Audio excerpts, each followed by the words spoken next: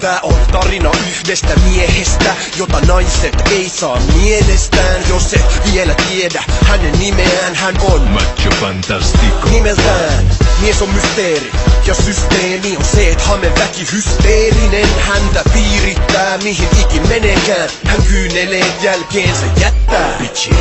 Hän on se macho. Hän on Macho Fantastico. Mies lahjomaton. Legenda kuin pajatso.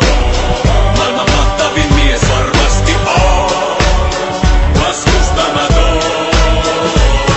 Hän on mies, jota muut miehet pelkäävät saavansa selkäänsä. He haluaisivat olla kuten hän tekee tyttöystävästä pettäjän. Mies, joka tekee mitä tahtoo, lahjomaton myyttinen sankarihahmo. Kun hän saapuu, äidit ja tyttäret kaatuu ja hengitykset salpaantuu. Keskipiste kaiken alfa ja omega, paratiisin kielletty omena.